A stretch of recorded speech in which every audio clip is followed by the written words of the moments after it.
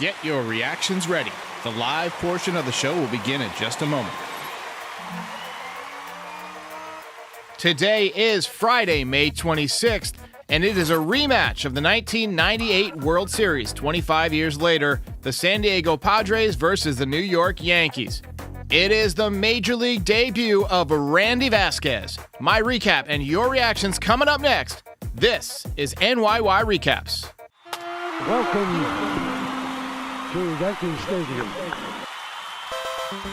Just when they thought I was out, they pull me back in.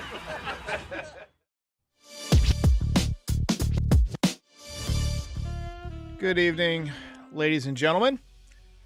I was listening to Penn Jillette's podcast. It's called Penn Sunday School. And he said that he has this trick when he's feeling in a bad mood or down, that he just forces himself to smile. And it's supposed to trick your brain into thinking you're happy and that you're in a good mood. So let's try that together. Let's do a little bit of an experiment. Even the people who are listening and not watching, we're going to do a nice big smile, and we're going to hold it for a few seconds to improve our collective mood. You guys ready? All right, let's go.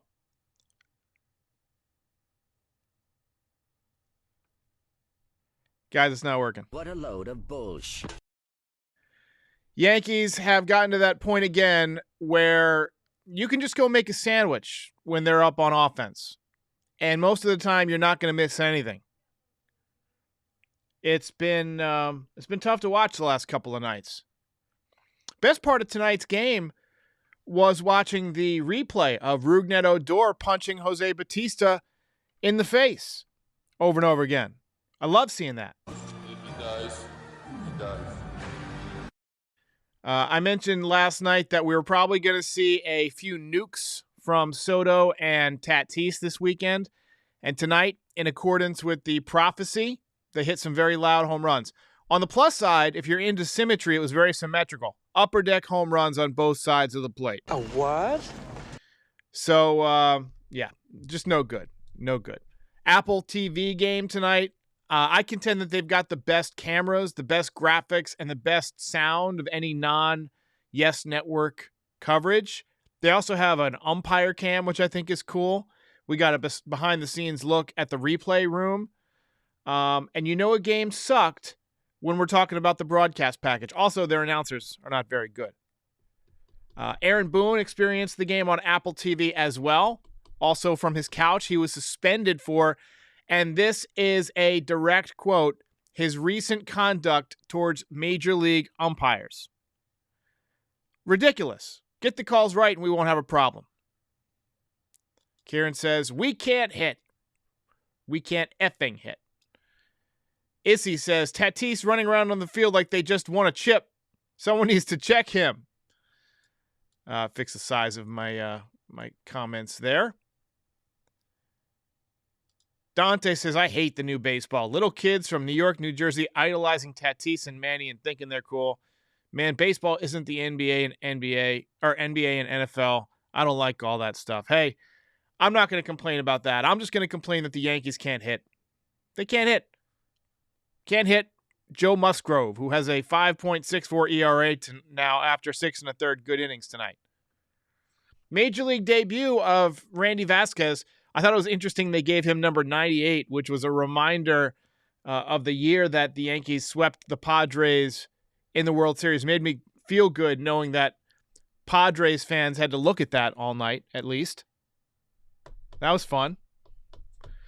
I entered this game with Randy Vasquez doubts, given his minor league numbers. The stuff is there. You could see it in the highlights. Great curveball. But he was 1-5 with a 4.85 ERA in the minor leagues. But honestly, he impressed me tonight. He's got upper 90s fastball.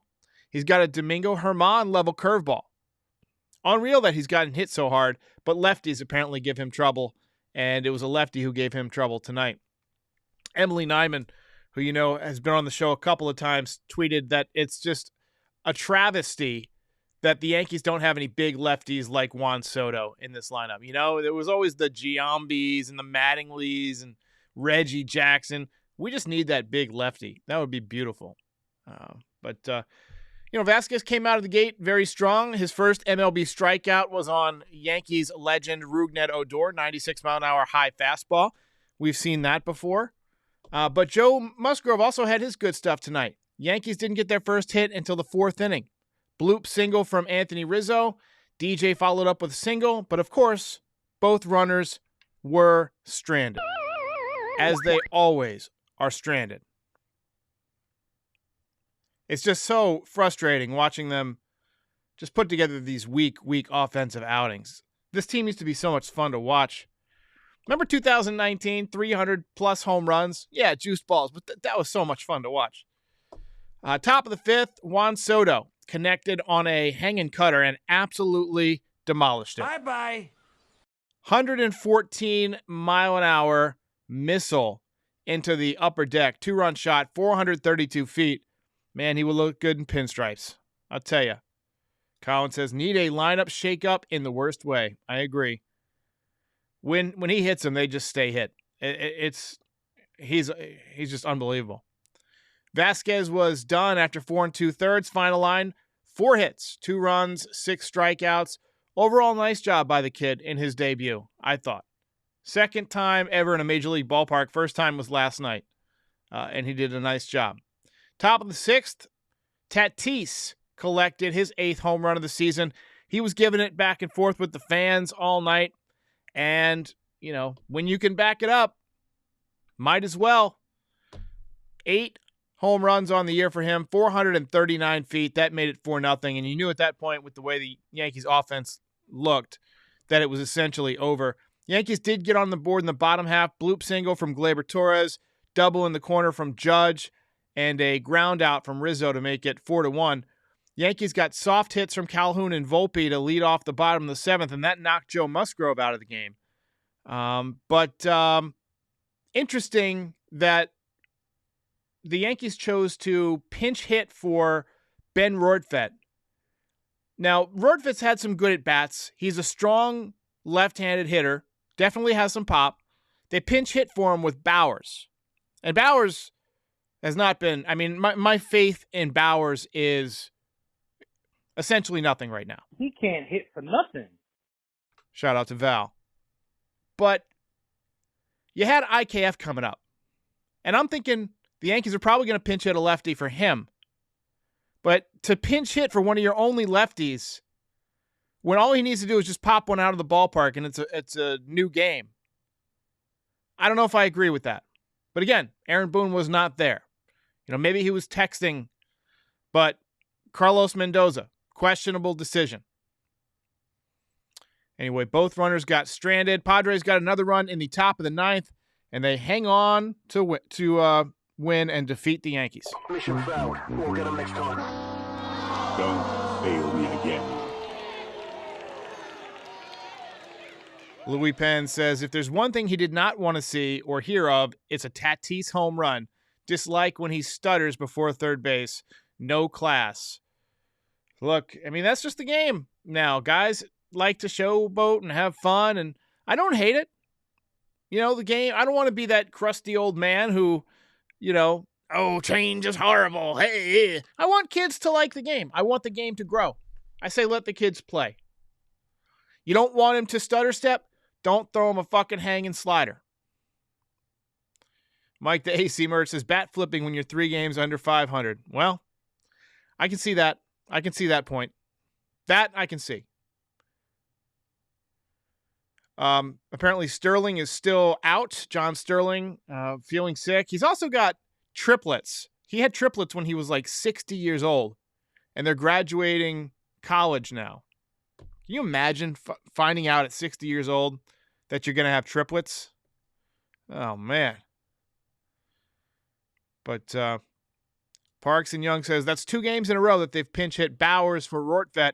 And I might add, with similar results. The guy can't hit. I had hoped that whatever they were telling us about those metrics and whatnot would hold true, but they just haven't. All right, let's take a look at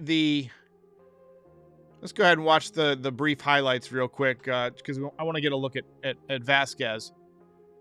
And those home runs are worth watching again. This was the first strikeout. 96 to Odor. Got Tatis there with the hook. This was Soto on a hard hook down and in. Old friend Matt Carpenter just browsing. And then another cutter for a strikeout. Big hook right there. So he looked good early, but Soto got to him. 90-mile-an-hour cutter, too much of the plate. Man, that would have been fun to watch him do as a Yankee repeatedly. And then this was Marinaccio, who's been Marinoffel this week. This month maybe. Hanger to Tatis for a home run. Glaber with the base hit. And then Judge smokes one into the corner. Got off the end of the bat a little bit, or that might have been in the bleachers. And then Rizzo follows up with a ground ball. And that was all the Yankees scoring on the night. But, yeah, let's take a look at the box score, which is really not much fun to look at tonight. San Diego got 9 hits. Yankees got 7. I can't believe the Yankees got 7 hits. It feels like they got about 3 hits, doesn't it? Marinaccio, 2 earned runs. Weber pitched 3 innings. He might get sent down tomorrow to get a fresh arm up here. Would not shock me if they call up Davy Garcia tomorrow. Jacob says, why is mediocrity the new winning? It does feel pretty mediocre last couple of nights. And Parkson says, back to Judge or nothing. It's tough to watch, guys. Tough to watch. All right, let's take a few more. Brett says, DJ is either injured or washed up. DJ has not looked good for a while now. He is down to 250 on the season with a 716 OPS. He's been struggling bad. Wouldn't surprise me if he's hurt, if he's dealing with something. That's happened the last few years in a row. Shouldn't be any surprise that it's happening again. Kevin Windsor says, Bowers is ass.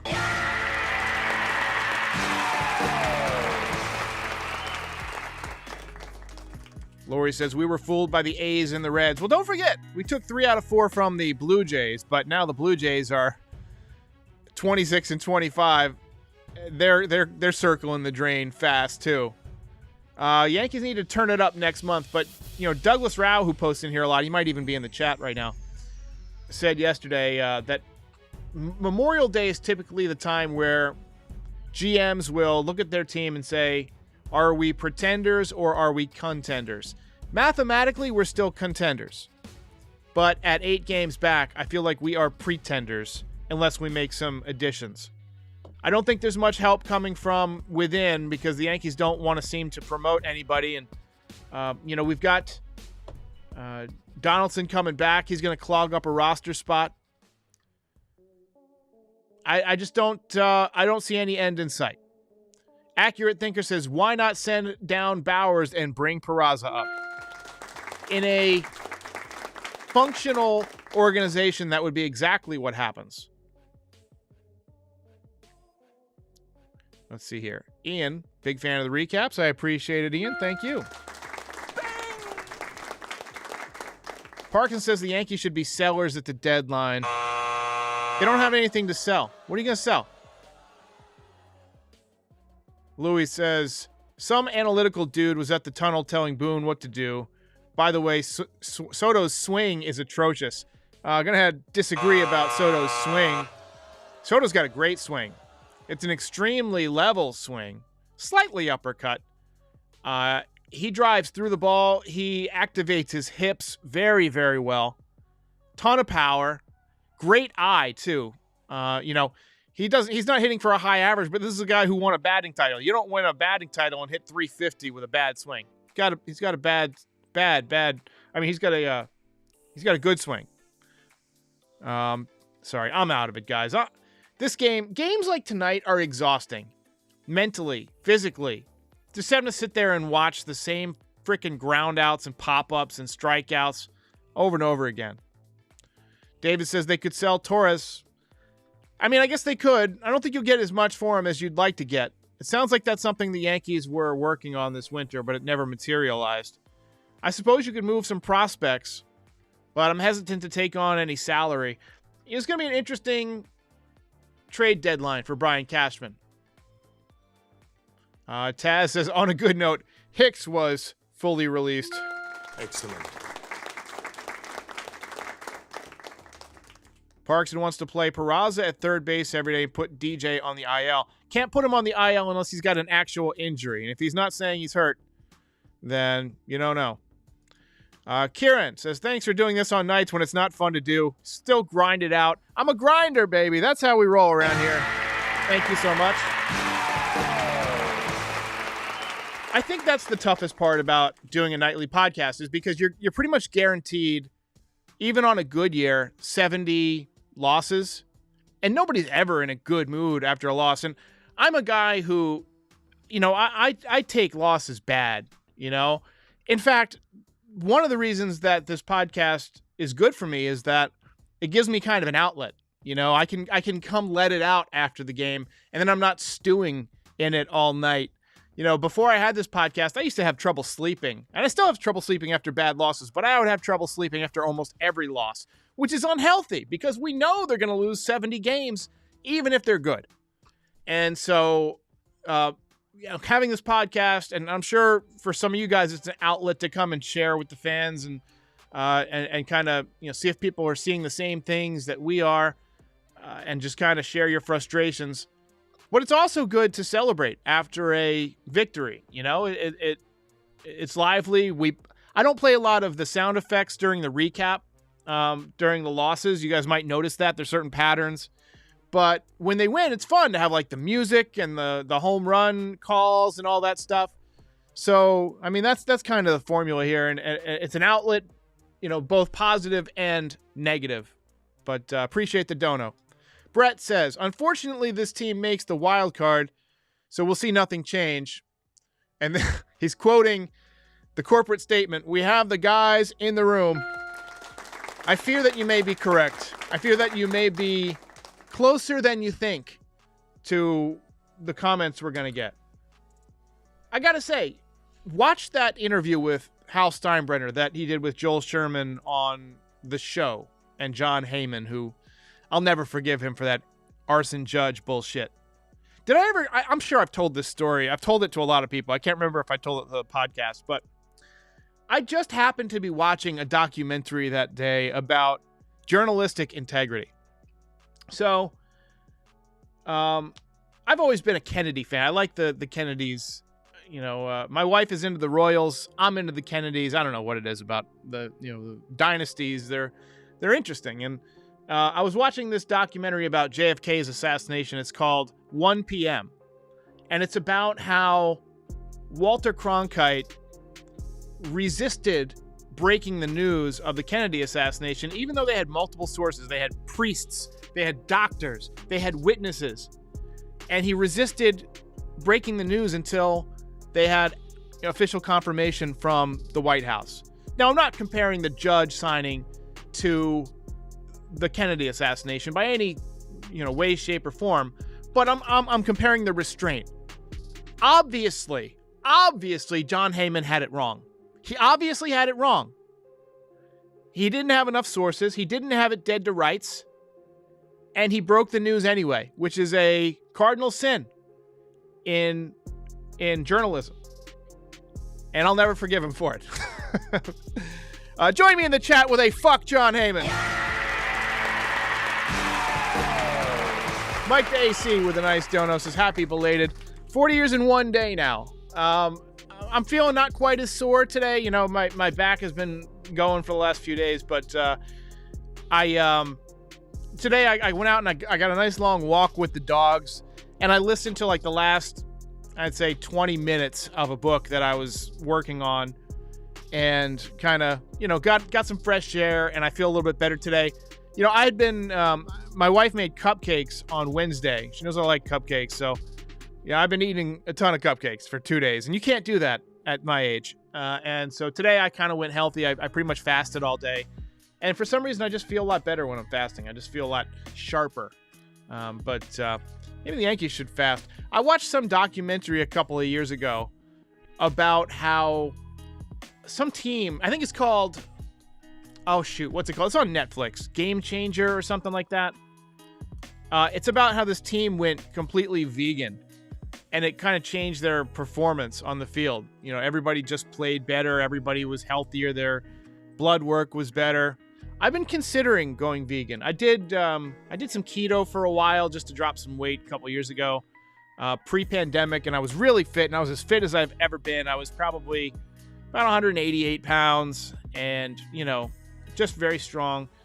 And then the pandemic came, and I just started just eating nonstop, and I haven't stopped since. And now I'm probably now about 208 maybe.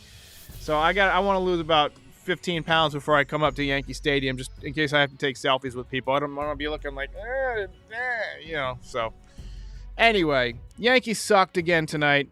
Game over, man. It's game over. Taz says game changers, the Tennessee Titans.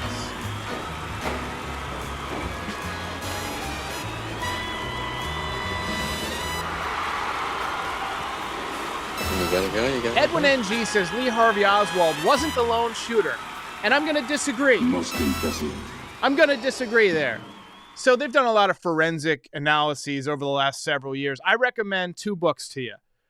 Case Closed by Gerald Posner, which does a long, detailed biography of Lee Harvey Oswald's life. I mean, the guy was just a malcontent, a misfit, a political nut, and he had told people he wanted to do something that would change the world for 1,000 years, and arguably he may have.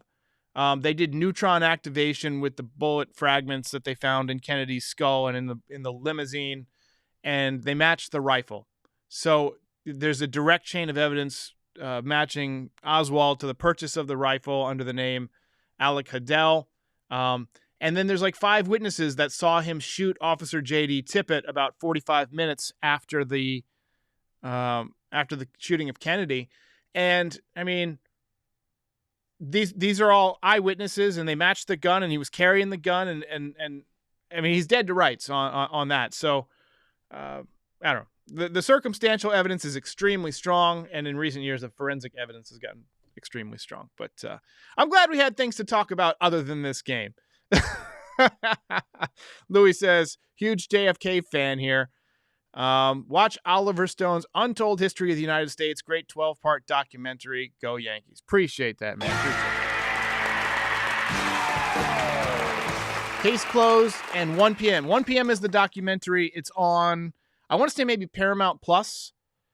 And Case Closed is the book by Gerald Posner. The other book I want to recommend is Reclaiming History by Vincent Bugliosi. It's humongous. It's like 1,600 pages. I have it right here. Got this book right here. I'm using it as a monitor stand. That's Reclaiming History. And about a third of this is footnotes and annotations so that like he can match up, you know, evidence with his claim. So definitely worth a read, but you might want to get the abridged audio book if you don't have 2 years to read it like I did. All right, guys, we're going to call it a night. I will see you after tomorrow's game, hopefully with better news. See you next time. Ball game over.